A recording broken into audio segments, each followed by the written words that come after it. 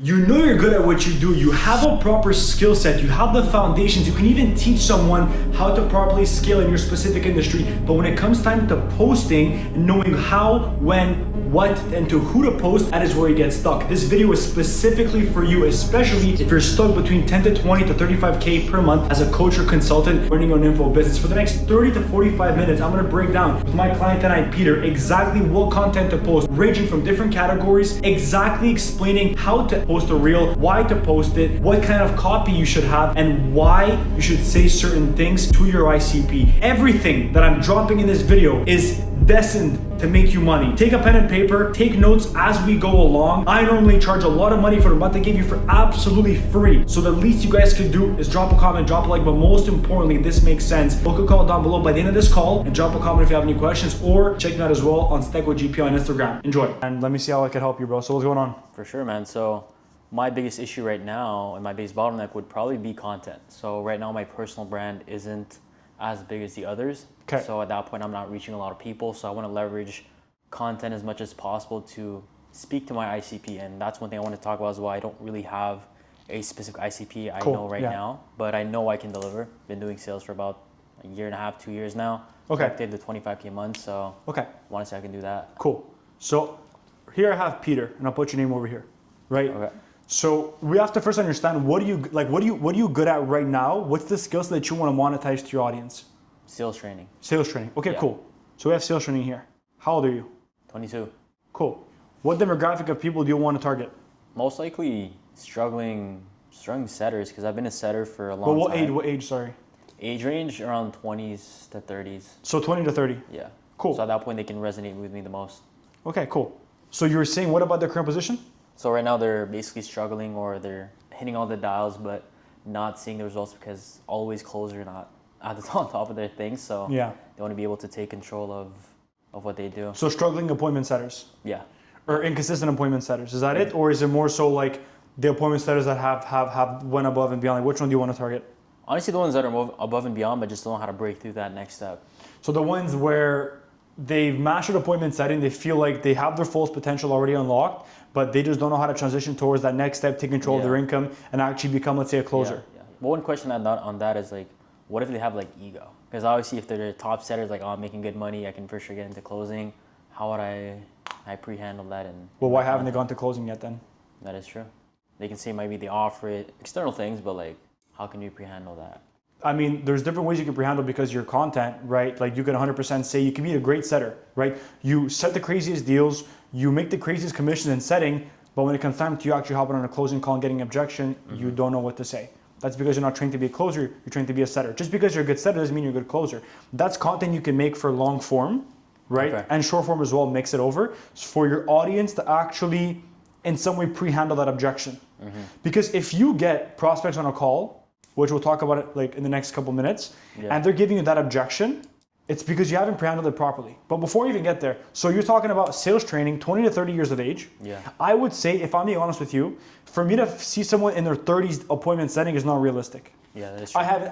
I personally haven't seen. Me neither. Right? Your average appointment setters are like, bro, they're like 18, 18, right? Until like 24, 25.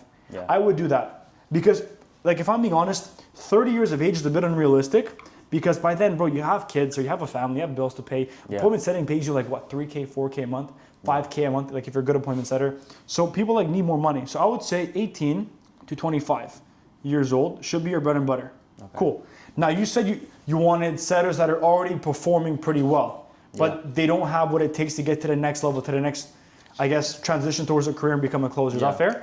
Exactly. Okay, cool. So what you do at this point is you're gonna do elite setters transitioning to closers. How would I call that out on my Instagram bio? Just simple as that?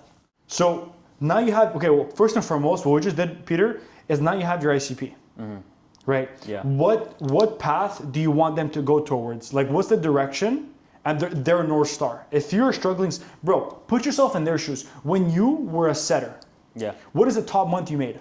The top month you made as a setter? Like 7,000. 7,000. CAD or USD? It was CAD. Okay, which is like what, like 4.5, 5K USD? Yeah. Okay, hold on to that thought for a second. So your top month was 7K CAD, 5K USD. I want you to go back to when you were in that exact position, because that is exactly what this is going to do for you. Go back to that exact position for a second for me, okay? However many years it was, you're setting appointments, you're making 7K CAD a month, you think you're the big shot, because everyone does, let's face it. Everyone thinks they're a big shot when you're making 7K CAD in your appointment center, let's just face it. But I digress. What I want to know is, in that moment, what did you need to transition towards closing that you didn't have?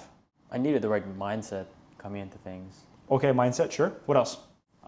Having the right framework, because obviously it's very similar but very, very different. Okay, framework. Having the right accountability from the right people and learning from people that are at the position where I want to be. Okay, what else? So accountability, that's good. Honestly, I'm not too sure, man. Well, just think for me for a second. So, and be like a bit more specific here. Mindset is fine. Framework for closing is fine. Accountability. Well, tracking my data. Because at the end of the day, if you're a top setter, data. The manager should see and recognize that. And usually when they do that, they give you an opportunity to do a full cycle. That's how I got into closing. Okay. Right? I was able to perform and outperform everybody. Okay. And I had the opportunity to get a closing shot, and at that point, I just strive from there. Okay. What else did you find intimidating when you were an elite setter? You were making that 7K CAD a month. Sure, yes, which falls into like framework, right? Yeah. What else about the closing space intimidated you and made you feel nervous? All these A-types, like so much closers. Yeah, but think for a second, bro. When you were an elite setter, you were making the money. Yeah. When you looked at the closing space, where did you get a lack of clarity or guidance the most? You have the mindset, the framework of closing, the accountability, which is needed, the data to review. For me, back when I was setting and closing, it was the hiring process. Okay. It was not knowing where, how, and how to perform in interviews. I see. You know what I mean? Yeah. No, that's true. That's true. I was going to say that. Right? Yeah. So check this out. You could do like, let's say, interview. So like having SOPs on the interview? Yeah. Now check this out, bro.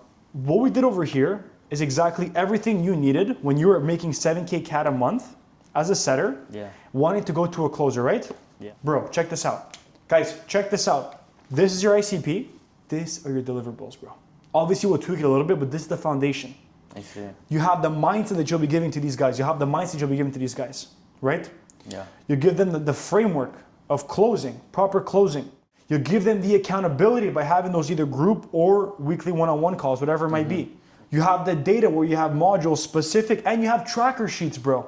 You give your prospects within your mentorship tracker sheets for them to track their data so they know what to do. Yeah. And you can include that in your pitch. You have the interview prep modules, how to prep assets for the interview, where to find top offers. And write this down, bro. Where to find top offers, how to, bro, they have no idea how to outreach. Yeah. Imagine, bro, you're an appointment setter, you can outreach for other offers, but when it comes time to actually outreaching for yourself, it gets very intimidating, doesn't it? It does, it does. There you go. So you have the interview prep. Do you have anything else missing that you'd want to add? Honestly, having the right account, like having the right IG presence, because people won't hire you if you have a bad account. That would go a bit more into the interview prep because it's going to go towards like, let's say like, you know, having the proper Instagram, the proper credibility folder, which can easily be something which not many people, Peter, actually talk about this kind of stuff. But one of the most important things as well, bro, is placing. Yeah. If you're placing closers, that can 1,000% be in the delivery. Placing closers. How much would I have to charge for that, bro? Because it's a lot, bro. Okay, so now we'll talk about pricing. I don't want to be commoditized from all these other people, you know what I mean? Yeah. Okay, very good question. So before I answer that, does this make sense for the ICP? Yeah. And for your like overall deliverables? Yeah. Make sense? Yeah. Cool. Now check this out. Now that you got this down, what I want to do is this. I'm going to erase the ICP because now you know who you're targeting, right?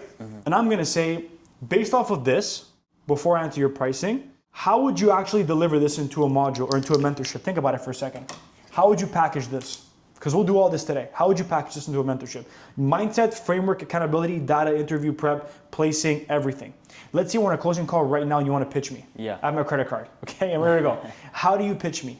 How do you structure the pitch in your mentorship? What would you do? Well, obviously I would tailor it to their specific needs at the end of the day. Okay, but that's obviously to a certain extent. You can't tailor the exact deliverables to everyone, right? Yeah, because you're going to have a structure. Yeah. What would your structure be? Based off of all the programs you've joined, bro. Well, basically the coaching, and at that point, the modules and the accountability or the community, basically. So you're starting out with your coaching offer, like only have like a couple of people right now, right? Yeah. Okay. In my honest opinion, until you get about 10, 15, 20, do one-on-one. One-on-one, yeah. To get the best client Like, bro, results. I'm telling you right now, there's too many people that go into a group too early on. Well, like, why do that to yourself? You're limiting the amount of client results you could have. Because you're always gonna get the most done when you're on a one-on-one basis. You might repeat yourself a little bit, but you know what this does? I'll tell you what this does. So you put here one-on-one. Let's say in the one-on-one, every single week, you have the same question that comes up. What's a popular question? Oh, how do I track my data in appointment setting? Yeah. Right? If you have the same question that's being asked 10 times a week. I just put that into the module, eh? Bro, you see what I mean? Because this is why I say always start one-on-one. Because if you are getting asked the same question at least 10, 15, 20 times a week from your clients, why would you do that to yourself? Yeah, when you have the video modules, more time on my hand, yeah. That's when you put them in the video modules, you understand? Okay. But the thing is, people do the video modules first, so they focused on fulfillment, and then acquisition comes last. It should be acquisition, conversion, fulfillment, right? The most data you're gonna get from your clients, the more you get from them, the more you're gonna be able to structure the best fulfillment. That's genuinely what it is, okay? So coaching one-on-one is a very good thing to do until you get capped to about 15 to 20. Then out there you have two options. Number one is you transition towards group. Number two is you get a client success manager. A CSM is good to get, but it also depends if you're able to find the right one, because that will dictate your business, I'll be honest with you. Coaching one-on-one, what else would you kind of implement over here? What would you say? Like based off of all this, coaching one-on-one, you do modules, of course. Modules, obviously, okay, cool. And community as well. But community, I have to like obviously build that up as well. But of course, yeah. Community. Would you do anything else? Obviously, placement. Okay, like cool. You said, placement. So placement. Vetted placements, yeah. Placement/network. Okay, cool. Coaching one-on-one, modules, community, a Discord, WhatsApp, Slack. What's your go-to? Honestly, Discord. Discord, right? Yeah. Cool. Discord. Awesome. Placement/network. Amazing. Very good. Very good way to elevate your perceived value. Mm-hmm. Do you have anything else you want to add? That's it. Honestly, that's it for now. But how would I be able to like price that though? Yes, I'll get that in just a second, I promise you. So we have our ICP. We now know how to deliver. What time you want to put over here? People, they can do 3 months, they can do 6 months, they can do 8, 10, 12 months. What would you like do most likely? What would you do? 6. 6 months? Do you know why 6 months? Or just like out of like nowhere? Honestly, it shouldn't take too long. It's the same exact habits, but just a bit different. Okay. And as long as you come in with a clean state and you're coachable, obviously you'll be able to implement right away. Okay, cool. So 6 months is like very, very accurate in terms of client results, right? Yeah. Cool. So pricing is going to be next. We have the ICP, we have deliverables, and you're writing this down, right? You know exactly what you're going to deliver now. You know the coaching is going to be one-on-one, okay? You know the modules are going to be either, WAP, Podia, Thinkify, or what's it called, like Teachable or something, whatever it's called. Yeah, Airtable, right? Or something. Yeah. Community is going to be on Discord. Yeah. You're going to have placement/network, because you have connections in Miami especially. It's going to be 6 months. Mm-hmm. Okay? Let me remove this, and then we'll get towards the most important thing, which is going to be pricing. There's different ways you like to value pricing, right? For me, the way I like to see it is first we got to talk about transformational value. Transformational value, brother, is how much money are they perceived to make within the tenor of being coached with you in your mentorship. So think about it for a second. Average setter makes about 7K, well, I'm being generous, 3 to 5K a month. Mm-hmm. Joining and becoming a closer, they'd make more, obviously. Obviously, yeah. In that 6-month period, what is an average estimate that they could make? During the total? During the total 6 months, what's an average that they could make with proper closing, proper everything? Bare minimum, at least 40K liquid. 40K liquid. So we'll do here TV, okay? So transformational value, 40K liquid. Well, listen, we'll break it down for a second. Average closer makes about 5 to 10K, right? At which month do you see them landing a closer role? Around month, 1.5, around 1.5. 6 weeks? Honestly, yeah, within 6 weeks, cool. yeah. So look, if you have here duration is over here, right?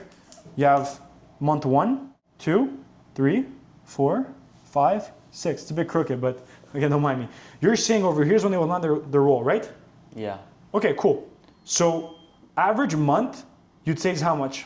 Average month as a closer. Starting? It would be very difficult, so 4. 4K? 4 is a good number, yeah. Cool, 4K, 4,000. What's the second month over here? Second month, With proper guidance, ongoing training, 6.5? 6.5, 7. Cool. Say 7,000. And then 9, 9.5, and then up from there. So like 9, okay, so say here, like, okay. That's the average, right? So say it goes up to 9,000. Yeah, some guys right away, you know what I mean? Of course. And then last month you'd say is how much? Honestly, like 12, 13. 12, 13? I would say 15 here, and I'm being honest, just because you want to be able to really push the expectation. So check this out, bro. They start over here, 4K, 7K, 9K, 15K. What's the total of all this? So that's 11, 20, 35K. 35K? Yeah. Cool. So you know the transformational value is $35,000. Okay? This is transformational value. This is how much the prospects are expected to make in 6 months working with you. What I'm going to ask you is, if I had the last, let's say it was 5,000. This is a good test for every single person right now looking for their pricing. If I was on a call with you, I had the last $5,000 to my name. I have to make 35,000 in the next 6 months with your help. Otherwise, I cannot pay my mortgage and I have to get evicted from my house, and my wife has to get a job and she's pregnant. Basically, like fucking worst case scenario. I'm consequencing, okay? For sure.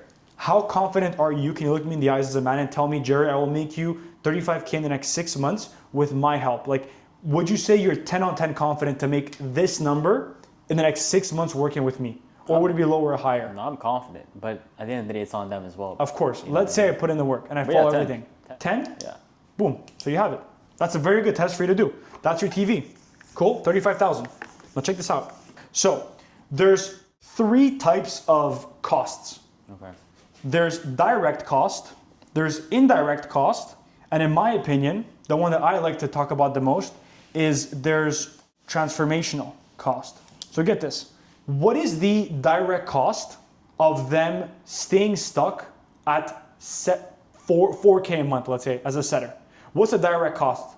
Burnt out, trading their time for too much money. That's more indirect. Direct is like more so like financially speaking. Okay, no, staying in the exact same spot, stagnant.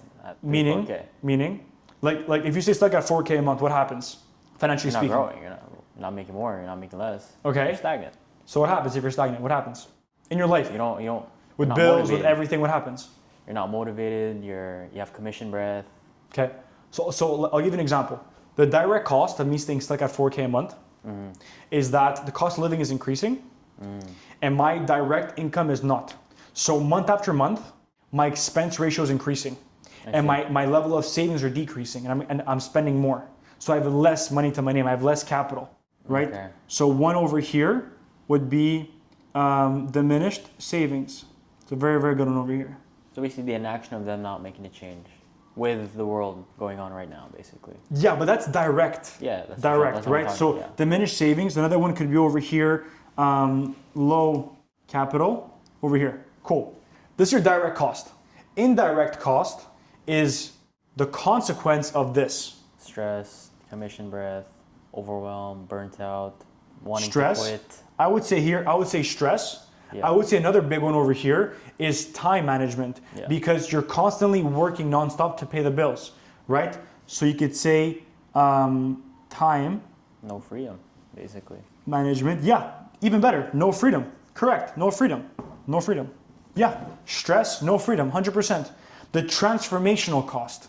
Check this out. If I live with stress and no freedom for a long period of time, what happens to me as a human, as a man? What happens to me? I want to quit.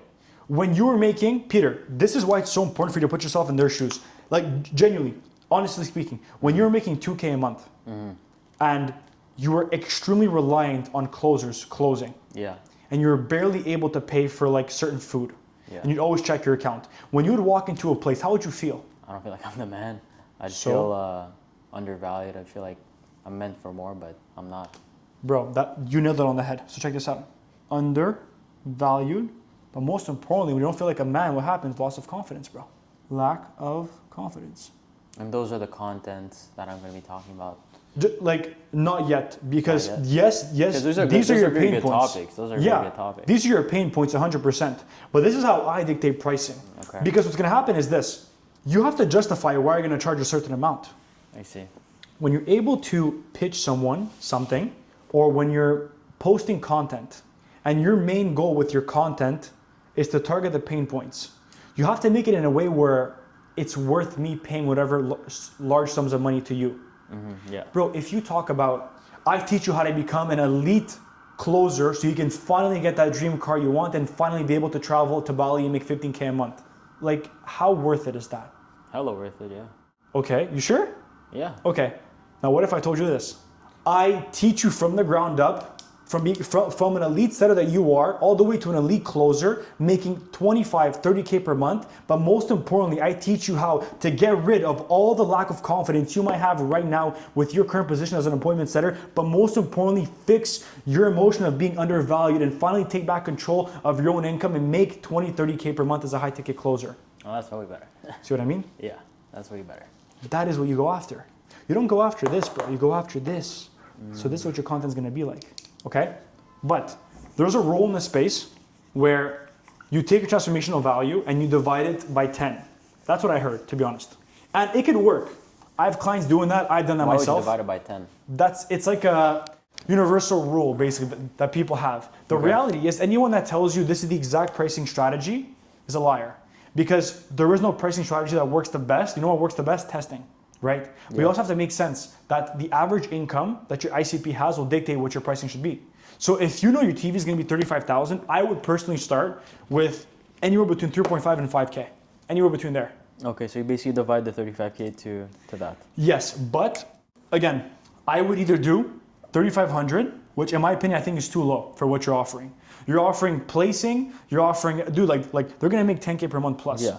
Because of you. So I wouldn't even do 3,500. I would go for the 5K or 6K. And have a downsell of like 4K or something like that? So check this out. Here's what I would do. I would do 5K as your main. This is your main. One-on-one? Right? 6-month mentorship or partnership, whatever you want to call it. One-on-one, weekly calls. Okay? 5K. You can do a payment plan. Meaning if they don't have the full 5K, cool, no problem. What you do is 3K times 2. Meaning 3K now and 3K after after 30 days. Cool, makes sense? Yeah. Let's say they don't even have the money. They only have, bro, 2.5K, 2K. And for some reason, because keep in mind, bro, you're gonna have Splitter, you're gonna have Klarna, you're gonna have Afterpay. You could fucking get so many people. You can get so many people from a 5K price point, Peter, if only you knew, okay? Let's say they can't even do financing and they only have 2K. You have 2 choices. 3, either you do a 3 split, which no one wants to do, to be honest. Yeah. Because 2K. But would you rather have PIFs or rather have 3. MRR? Of course, I know what you mean. But check this out. Either you do 2K times 3, which gives you decent MRR, don't get me wrong. Yeah. Decent MRR, sure. Bit harder to track, right? Lower execution. Keep in mind 2K. Oh, yeah, commitment, people, lower commitment because they pay less. Another thing you could have over here is instead of doing 2K times 3, if they don't have the full 3K, is you say, okay, cool. Most people do a downsell and they go from one-on-one to group. But bro, when you go from one-on-one, which is over here, which is highly perceived as valuable, and you go down to group, which is 1 to let's say 10, how do you feel on the call? How do you feel if I'm a closer and I tell you, yeah, bro, so you know what, it seems like to me right now, like with your financial situation, we're gonna get you started for the group instead of one-on-one with me. You'll just have 1 call with me and 10 other people instead of just me on calls. Make sense? Yeah. How do you feel? I feel like it's not worth it. You know, I'm gonna be with 10 other people. So how do you fix this? I'll tell you how. You don't do downsell for group. You say, okay, I'll stick to the one-on-one. I'll just do you at a shorter term, shorter duration, right? So I would say, okay, let's do 2K, but I won't do you for 6 months. I'll do you for 2 months. Okay. After the 2 months is over and they see how much value you're giving for a closing, that is where you offer the cross-sell.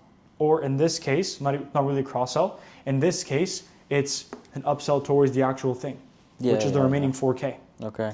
Do you know why this works, Peter? When they get to this point at the 2-month mark, and you had told me previously that they're going to be able, by the 2-month mark, they're going to be able to be actually closing, getting an offer, make at least a few $1,000s. Bro, tell me, why would they go to someone else and pay someone else money if they know that you can help them and that you've helped them?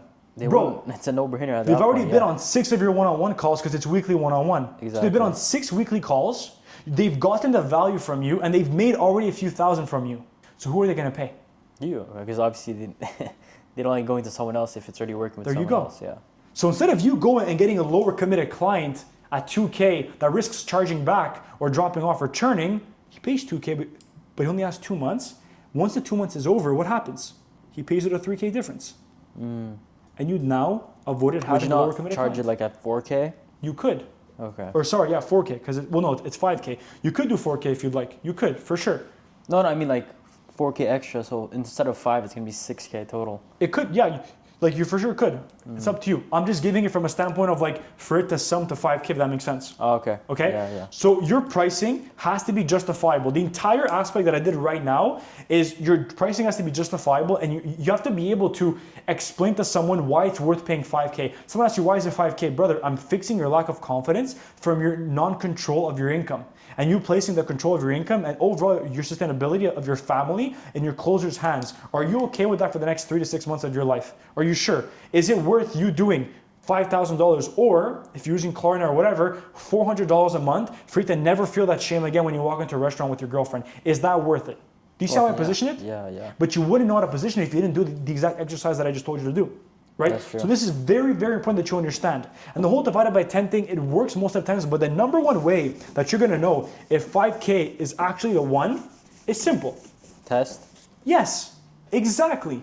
Because if you have the 5,000 price point over here, and in a single month, you have 40 calls. You have 40 calls on the calendar every month. Yeah. Cool? 10 a week, 2 a day. Let's say Monday to Friday, very simple. Out of the 40 calls that show up, you have 8 that say yes, 8 say yes, but then bro, you lose, let's see, 20 because of a price objection, and the rest don't close. So at that point, do you think it's a closing problem or do you think it's a pricing problem? Because it can be a mixture. Exactly. Well, look at the stats.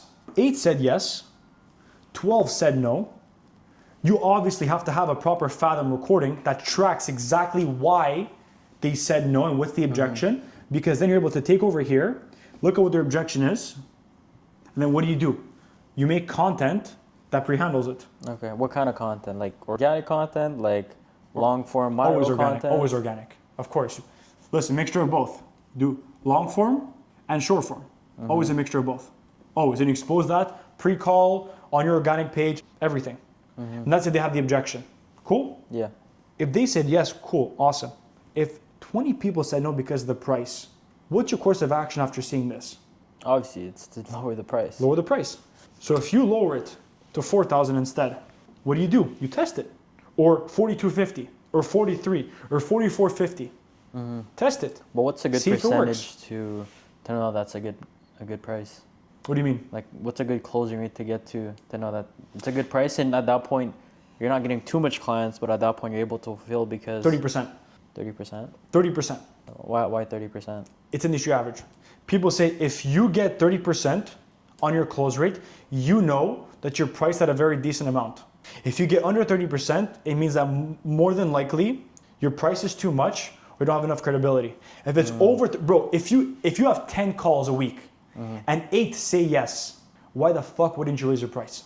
Your fulfillment goes down at that point. Why the fuck wouldn't you raise your price? Because what happens is when you have a higher price, a higher perceived value, your content becomes higher quality too. And you attract higher quality. Okay? Did this answer your questions? Yeah. So it's a mixture of your transformation of value being factored in, but also most importantly, testing. Look and see how your prospects react. I think personally, if you're able to make them understand through your content and through your closing call, the transformational value they're gonna have and the different shifts, direct, indirect, transformational. Don't forget those. If you're able to explain them that, you shouldn't have a problem doing 5K. You shouldn't. Because it's gonna be 5K or 40 or 4850 or 4,500. You can use Klarna, split it. They'll pay a couple hundred a month, or they'll pay in full some of them, and you'll make your money. Especially with guaranteed placement as well. That's pricing. Your next question was content, no? Bro. Because now that we have the transformational value or transformation that we see and we see their pain points, how can I make that into different ideas so at that point I can pre-handle those? Yeah. Content is gonna be your bread and butter. You have to be different than other people, okay? Because I don't want to just do value.